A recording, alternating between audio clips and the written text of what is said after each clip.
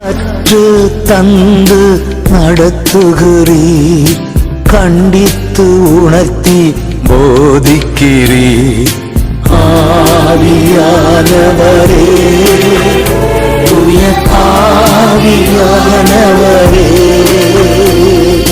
கற்று தந்து நடத்துகிறீர், கண்டித்து உணர்த்தி போதிக்கிறீர்.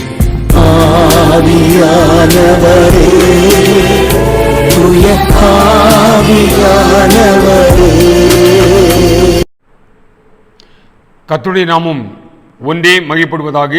இரட்சகராகிய இயேசு கிறிஸ்துவின் இனிய நாமத்தில் உங்கள் யாவரையும் வாழ்த்துகிறேன். மீண்டுமாக வேத தியானத்திற்கு வந்திருக்கும் ஒவ்வொருவரையும் கர்த்தர் தாமே மிகுந்த சமாதானத்தோடு வழிநடத்துவாராக.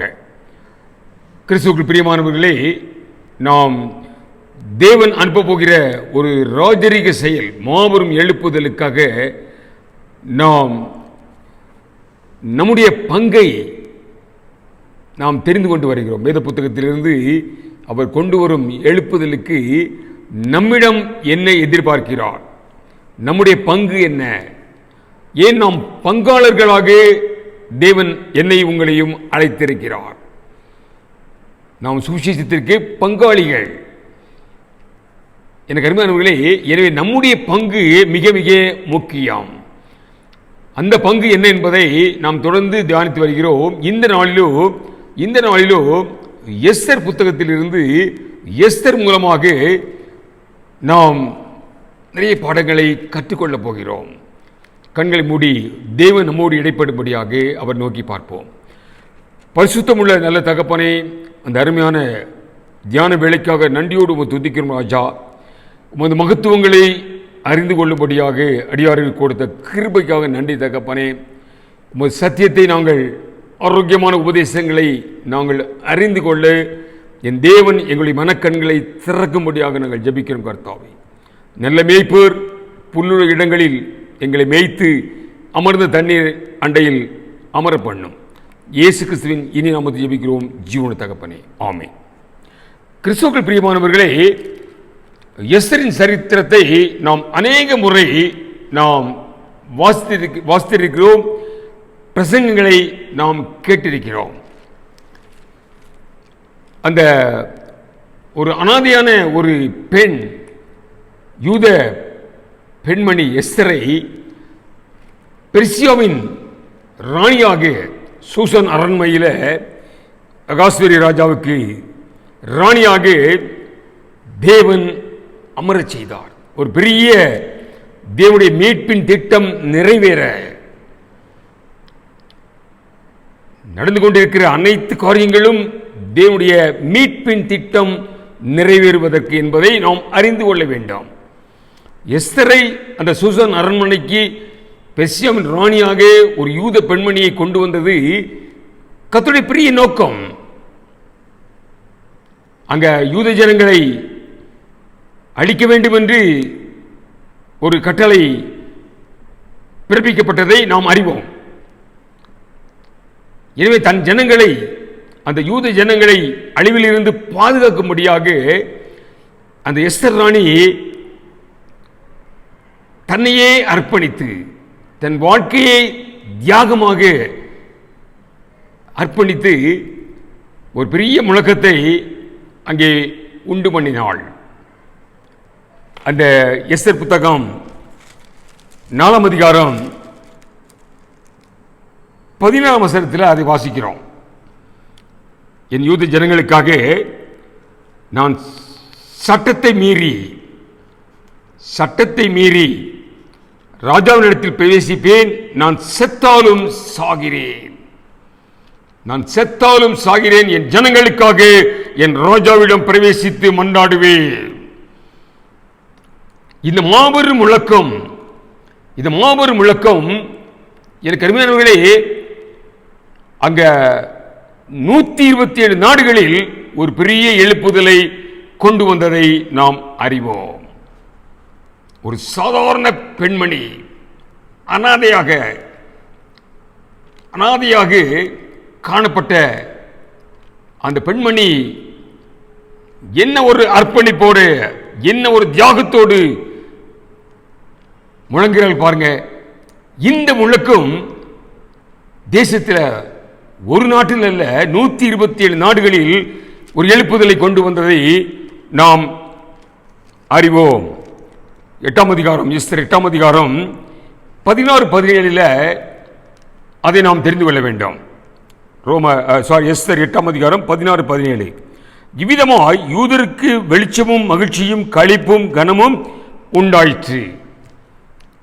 ராஜாவின் வார்த்தையும் அவருடைய கட்டளையும் போய் சேர்ந்த எல்லா நாடுகளிலும் எல்லா பட்டணங்களிலும் யூதருக்குள்ளே அது மகிழ்ச்சியும் களிப்பும் விருந்துண்டு கொண்டாடும் நல்ல நாளுமாய் இருந்தது.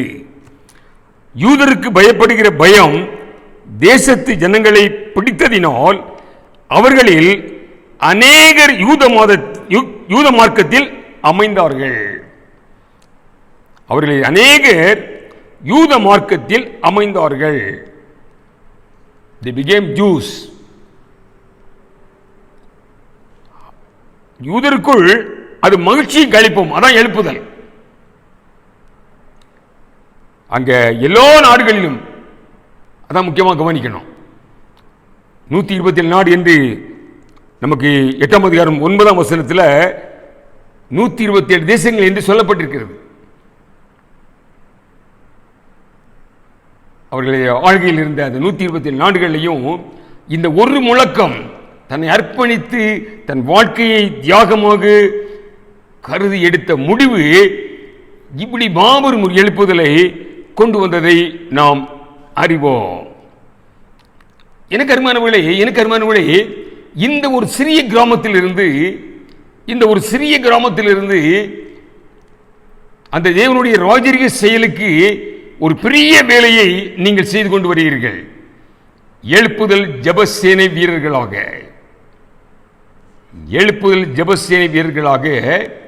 ஒரு மாபெரும் கர்த்தருடைய பெரிய திட்டத்திற்கு நீங்கள் செயல்பட்டு வருகிறீர்கள். அங்கே 127 நாடுகள் என்று நாம் அறிந்தோம். ஆனால் நீங்கள் செய்கிற இந்த பெரிய வேலைக்கு என்ன முடிவு வரும் என்பதை நீங்கள் தெரிந்து கொள்ள வேண்டும். முடிவை நாம் தெரிந்து கொண்டோமானால் இன்னும் தீவிரமாக நாம் இன்னும் அர்ப்பணிப்போடு உற்சாகமாக செயல்படுவோம். ஏசாயா 45ஆம் அதிகாரத்தில் அந்த முடிவை நாம் தெரிந்து கொள்ள வேண்டும். நாம் எடுக்கிற பிரயாசங்கள் எழுப்புதல் ஜெபசேனை வீரர்களாக முழங்கால் படியிட்டு தேசத்திற்காக, தேசத்தின் எழுப்புதலுக்காக, சபையின் எழுப்புதலுக்காக, சமுதாயத்தின் எழுப்புதலுக்காக, குடும்பத்தின் எழுப்புதலுக்காக போராடுகிறோம். என்ன நடக்குது தெரியுமா? முடிவு ஏசாயா 45:24 வாசிக்கும் பாருங்க. கர்த்தரிடத்தில் மாத்திரம் நீதியும் வல்லமையும் உண்டு என்று அவனவன் சொல்லி அவனிடத்தில் வந்து சேருவான்.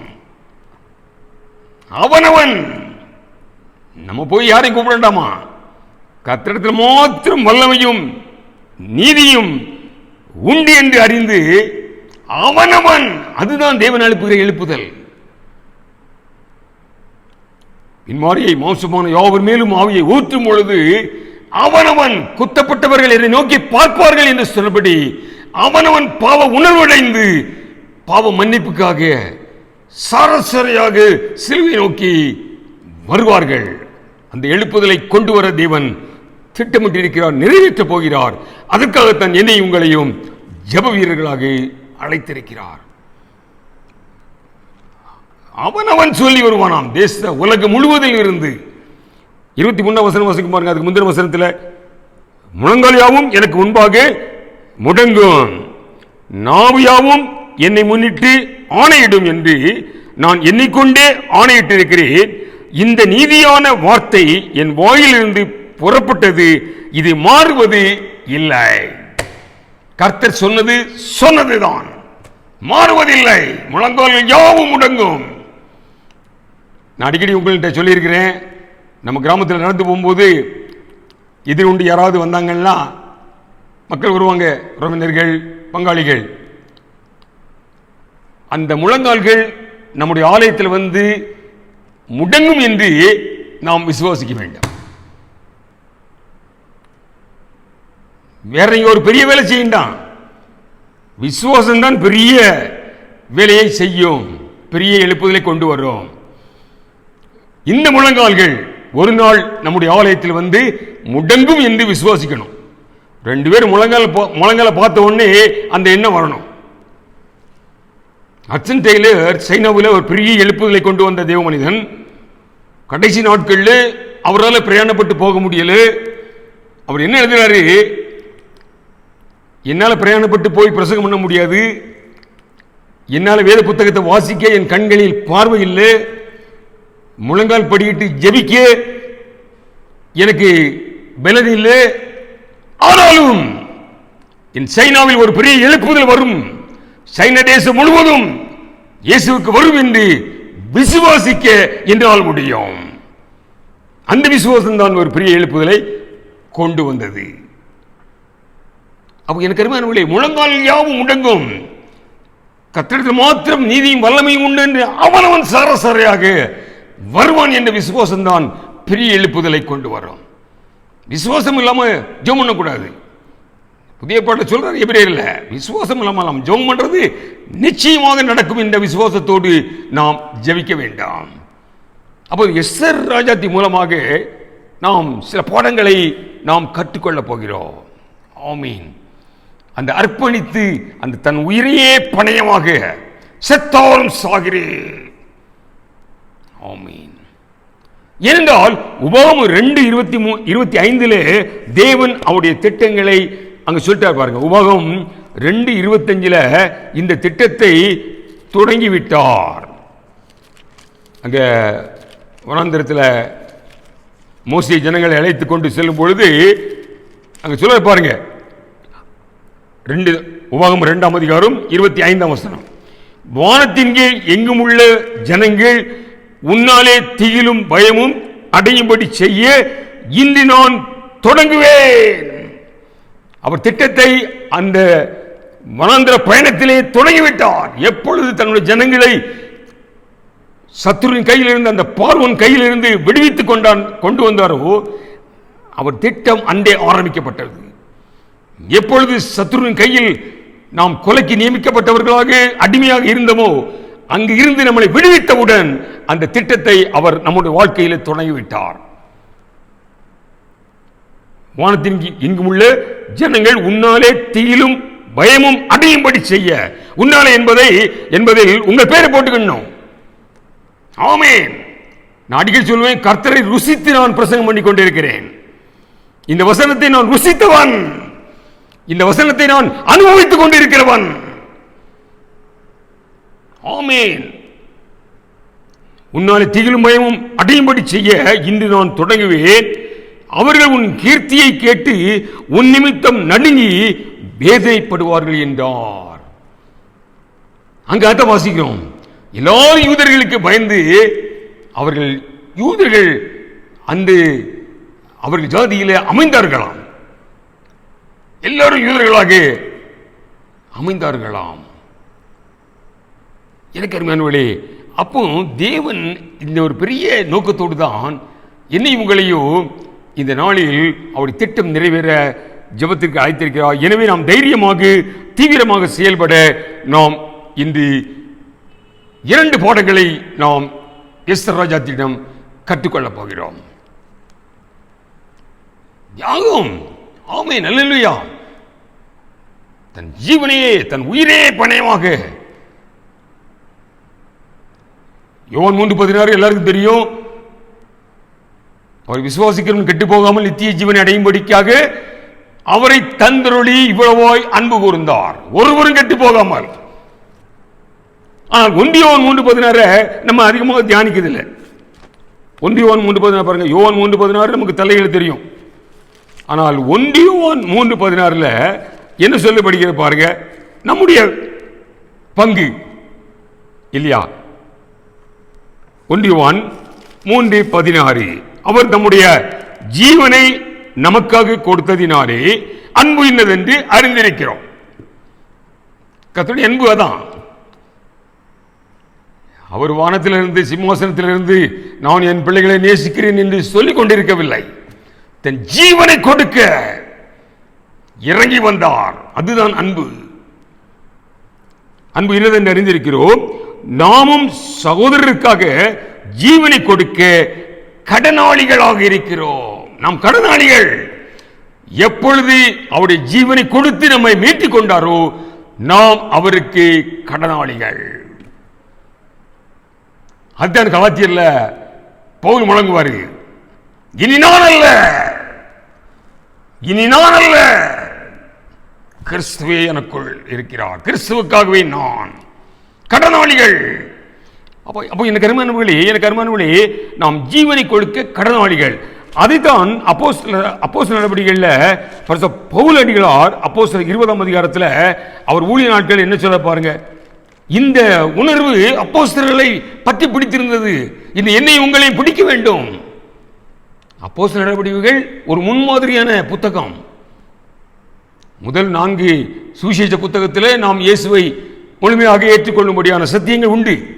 ஏற்றுக்கொண்டவுடன் நாம் செயல்பட வேண்டிய நடவடிக்கைகள், செயல்பட வேண்டிய சத்தியங்கள் அப்போஸ்தலர் நடவடிக்கைகள் இருக்கு.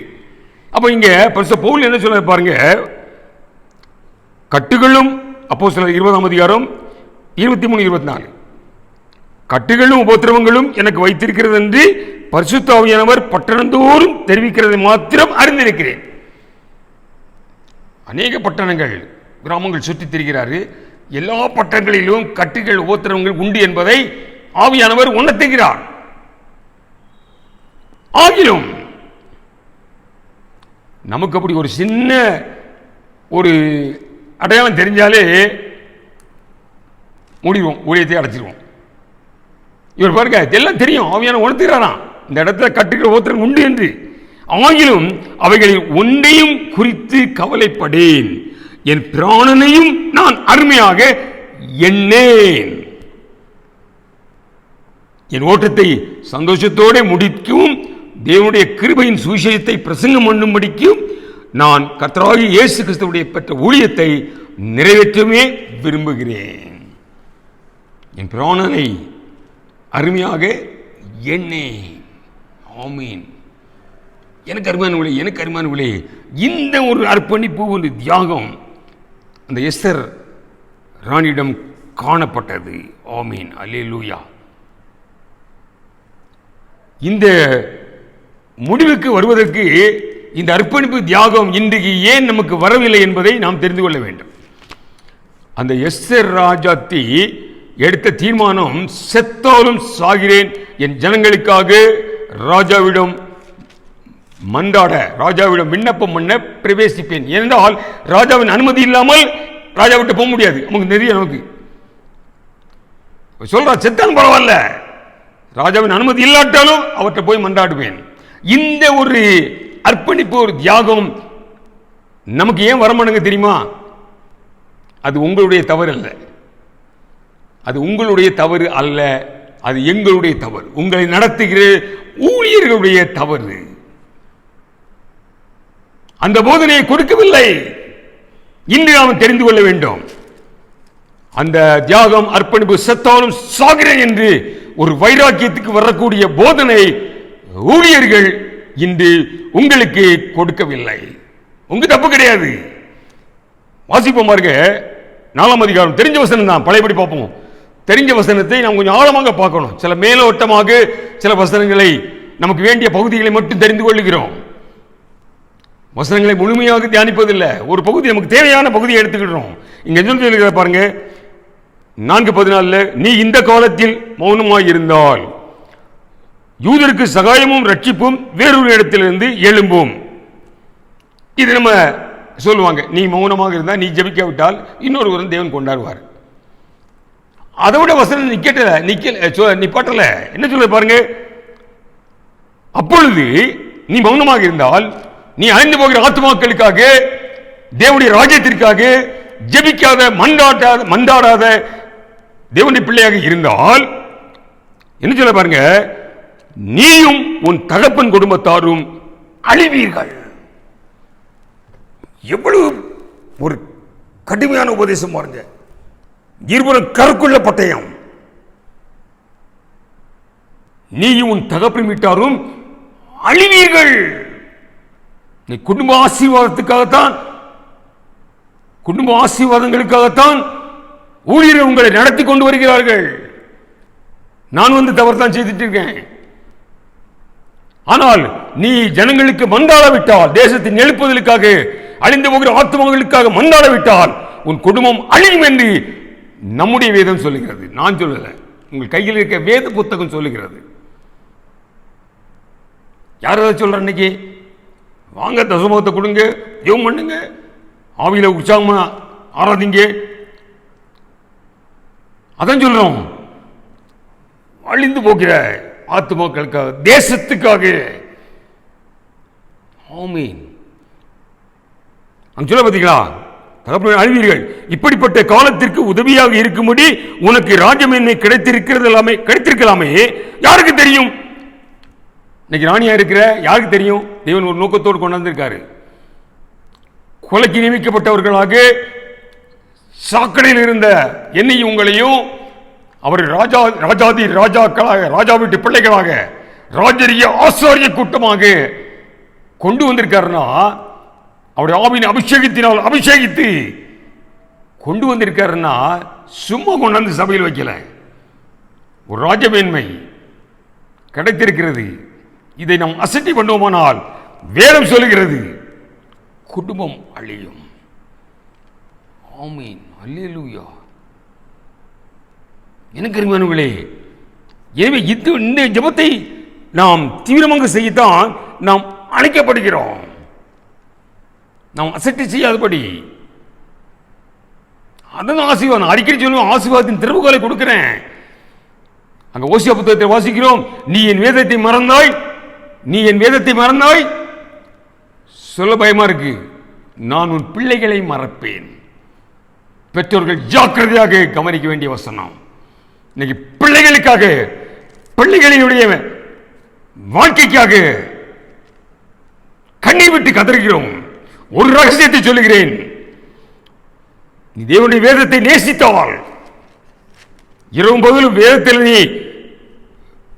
ஆர்வத்தோடு தியானித்தால் உன் பிள்ளைகள் ஆசீர்வதிக்கப்படும். நான் சொல்லல, வேதம் சொல்லுகிறது. வேதத்தை மறந்தால் உன் பிள்ளையை நான் மறந்துடுவேன். ஈஸியா சொல்லிட்டாரு. பிள்ளைகளுக்காக ஓடிக்கொண்டிருக்கிறோம், பிள்ளைகளுடைய எழுப்புதலுக்காக ஓடிக்கொண்டிருக்கிறோம். ஊழியர்களையும் தீர்க்கதரிசிகளையும் நாடி கையில் இருக்கு, ரகசியம் கையில் இருக்கு. எங்க ஊரில் ஒரு பழமொழி சொல்லுவாங்க, கையில் வெண்ணெய் வைத்துக்கொண்டு நெய்க்கு ஊரெல்லாம் அலைந்தார்களாம். கையில் வெண்ணெய் இருக்கு, ஆசீர்வாதத்தின் வெண்ணெய் கையில் இருக்கிறது, குடும்ப ஆசீர்வாதத்திற்குள்ள வெண்ணெய். ஆமீன். அப்போ எனக்கு அருமையானவர்களே, நாம் அழிந்து போகிற ஆத்துமாக்களுக்காக அதான் அடிக்கடி நான் சொல்றேன். நான் சொன்ன ஆசீர்வாதம் திறவுகோல். இப்ப சொல்றேன், உங்களுக்கு உத்தரவாத ஜெபத்துக்கு உங்களை அழைக்கிறேன். ரெண்டு பேர் இணைந்து ஜெபம் ஆரம்பிங்க. இந்த காலகட்டத்தில் நம்ம செய்யக்கூடிய ஊழியம் ஒரே ஊழியம், ஜெப ஊழியம் தான். நீங்கள் ஜெபிக்க ஆரம்பியுங்கள். ஒருவருக்கு ஒருவர் 3 குறிப்புக்கு 10 நிமிடங்கள் தான். ஒரு நாளைக்கு 1440 நிமிடங்கள் கணக்கு பாருங்க. 1440 நிமிடங்கள்ல 10 நிமிடங்களை தேவன் கேட்கிறார். உங்க பணத்தை கேட்கிறாரு, உங்க தசமபாகத்தை கேட்கிறாரு, வேற ஒன்றையும் கேட்கல. 10 நிமிடங்கள். முதல் குறிப்பு சபைக்காக, 2வது குறிப்பு தேசத்துக்காக, 3வது உங்கள் குடும்பங்களுக்காக.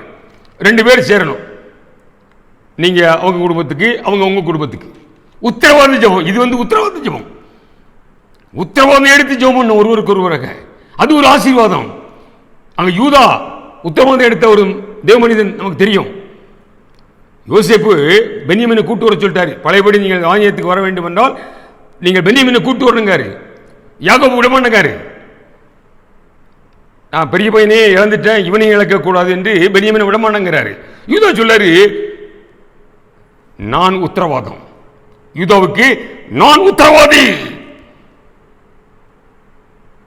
அந்த யூதாவைத்தான் தேவன் அமிர்தமாக ஆசீர்வதித்தார்.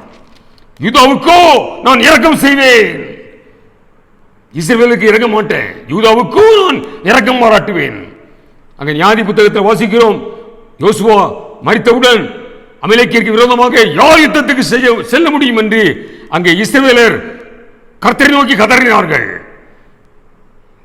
கர்த்தர் என்ன தெரியுமா? யூதாவை அனுப்பு. அந்த நம்பிக்கை, யூதாவை அனுப்பு. நம்ம வேலை ஸ்தலங்களில் ஒரு பிரச்சனை உண்டாகிட்டுனா நம்ம மேனேஜரோ சூப்பர்வைசர் சொல்லுவார், எப்போ அந்த பிரச்சனைக்கு அவன் தான் சரியான ஆளு, அவனை அனுப்பு. அந்த நம்பிக்கை, யூதாவை அனுப்பு. அப்போ இந்த உத்தரவாதம் ஜெபம் பண்ணும்பொழுது நம்மேல் தேவனுக்கு ஒரு பெரிய நம்பிக்கை. அவர் மேல் நமக்கு நம்பிக்கை இருக்கோ இல்லையோ தெரியல, ஆனால் நாம் உத்தரவாதம் எடுத்து ஜெபிக்க ஆரம்பிக்கும் பொழுது தேவன் நம்மேல் நம்பிக்கை கொள்கிறார். எனவேதான் அந்த யூதா வம்சத்திலிருந்து தான் தன்னுடைய குமாரனை கொண்டு வந்தார். எனக்கு அருமையானவர்களே, உத்தரவாதம் எடுத்து ஜெபிக்கிற இதை எஸ்தர்ட்ட கற்றுக்கொள்ள வேண்டிய முதல் பாடம் தான்.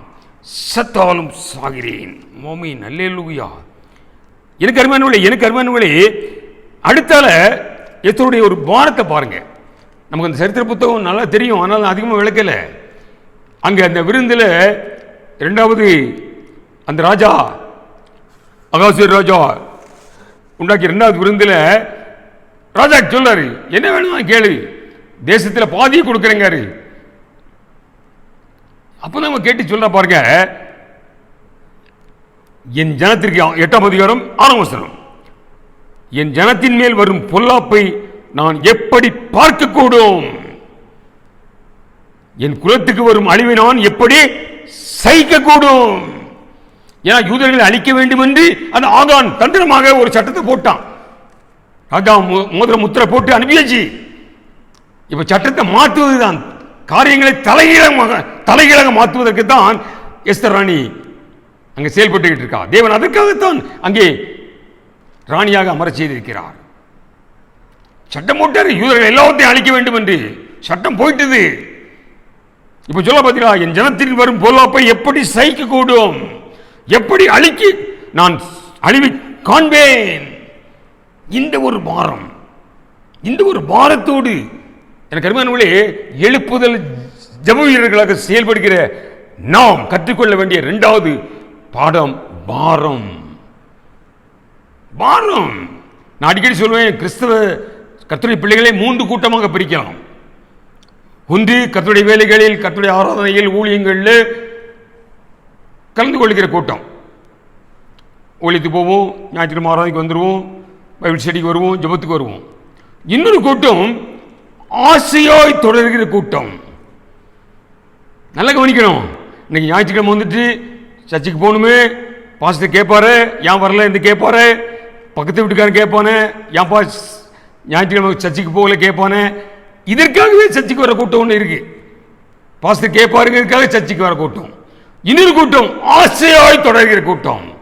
இன்னைக்கு ஆராதனைக்கு சென்று நான் புதிய அபிஷேகத்தை பெற்றுக்கொள்ள வேண்டும், புதிய வார்த்தைகளை, தேவனுடைய உயிர்ப்பிக்கும் வார்த்தைகளை நான் கேட்க வேண்டும் என்று ஆசையாக வருகிற கூட்டம். அடுத்தால பாருங்க, காணிக்கை கொடுக்கிற கூட்டம்.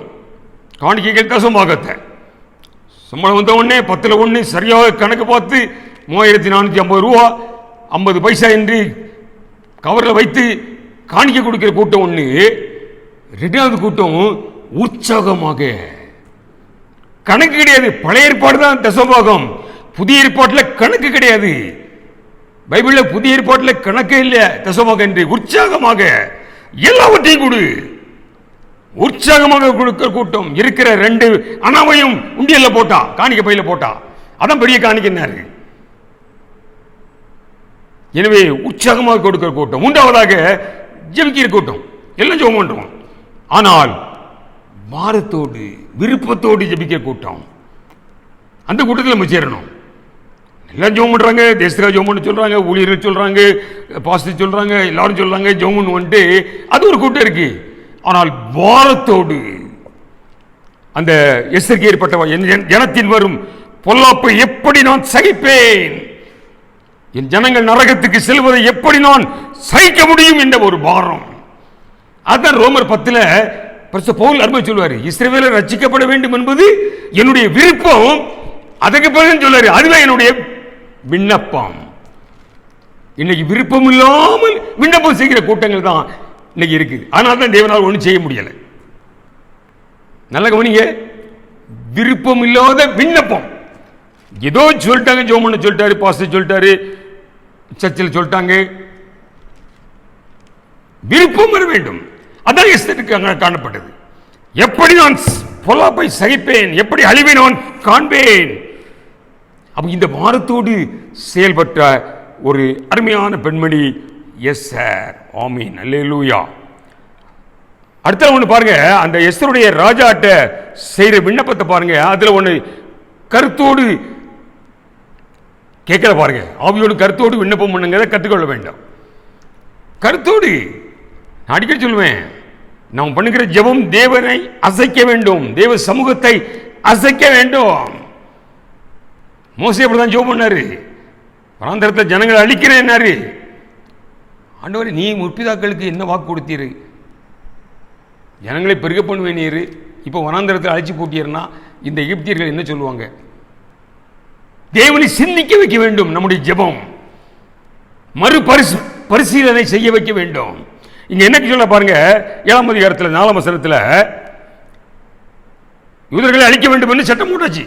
இவன் மாத்திருக்கு முயற்சிக்கிறான். எங்களை அழித்துக் கொண்டு நிர்மூலமாக்கும்படி நானும் என் ஜனங்களும் விற்கப்பட்டோம், அடிமைகளாகவும் வெள்ளாட்டிகளாகவும், அதாவது கொலை செய்யப்பட விற்கப்பட்டு போனாலும் நான் மௌனமாக இருப்பேன்.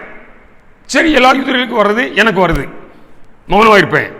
இப்பொழுதோ ராஜாவுக்கு உண்டாகும் நஷ்டத்துக்கு அந்த சத்துரு உத்தரவாதம் பண்ண முடியாது. ஏன்னா இவர் யூத பெண்மணி. அப்ப ராஜாவுக்கு வரக்கூடிய நஷ்டம், இந்த சட்டம் நிறைவேறிவிட்டால் ராஜாவுக்கு ஒரு நஷ்டம், அதுக்கு அந்த சத்துரு உத்தரவாதம் பண்ண முடியாது. அப்ப இப்போ சிந்திக்க வைக்கிறது, அதான் கருத்தோடு விண்ணப்பம் பண்ண வேண்டும். ஆமீன், அல்லேலூயா. எனக்கு அருமையானவர்களே, இப்படி எஸ்தர் ராஜா திட்ட இந்த எழுப்புதலுக்கான இந்த ரகசியங்களை கற்றுக்கொண்டு நாம் ஜெபிக்க முன்வர வேண்டும். அதுதான் அந்த எஸ்தர் 3:13 அறிவிக்கப்பட்ட கட்டளையை தலையாக மாற்றியது. எஸ்தர் 3ஆம் அதிகாரம் 13ஆம் வசனத்தில் பாருங்க, எவ்வளவு தெளிவாக விவரமாக நேர்த்தியாக கொடுக்கப்பட்டிருக்கு பாருங்க. ஆதார் மாதமான 12ஆம் மாதம் 13ஆம் தேதியாகிய ஒரே நாளில் சிறியோர் பெரியோர் குழந்தைகள் ஸ்திரீகள் ஆகிய சகல யூதரையும் அழித்துக் கொண்டு நிர்மூலமாக்கவும் அவர்களை கொள்ளையிடவும் அஞ்சற்காரர் கையில் ராஜாவின் நாடுகளுக்கெல்லாம் கட்டளைகள் அனுப்பப்பட்டது. அந்த 127 நாடுகளுக்கும் இந்த கட்டளை, யூதர்களை அனைவரும் அழிக்கப்பட வேண்டும். ஆனால் அந்த கட்டளை அந்த 8ஆம் அதிகாரம் 10 முதல் வாசிக்க பாருங்க, எப்படி தலைகீழாக மாறியது பாருங்க. 8ஆம் அதிகாரம் 10 முதல் 12 வரை காரியத்தை தலைகீழாக மாற்றுகிற தேவன் நம்முடைய தேவன், நம்ம ஆராதிக்கிற தேவன் காரியத்தை தலைகீழாக மாற்றுவார். அந்த எஸ்தர் புத்தகத்தில் வாசிக்கிறோம், ஆமானுக்கு செய்த தூக்கம் வரும், மொர்தெக்காய்க்கு செய்த தூக்கம் வரும், ஆமானுக்கு மாற்றிய தலைகீழாக. இங்கேயும் பாருங்க 3:13 வாசித்தோம், இந்த பர்டிகுலர் டே, இந்த நாளில் யூதர்கள் எல்லாம் அழிக்கப்பட வேண்டும். ஆனால் எஸ்தர் 8:10-12 என்ன நடந்து பாருங்க.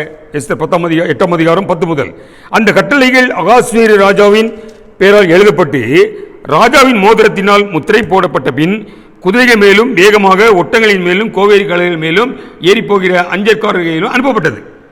அவைகளில் அகாஸ்வேரு ராஜாவுடைய எல்லா நாடுகளிலும் ஆதார் மாதம் என்கிற 12ஆம் மாதம் 13ஆம் தேதியாகிய அந்த ஒரே நாளிலேயே என்ன நடந்தது?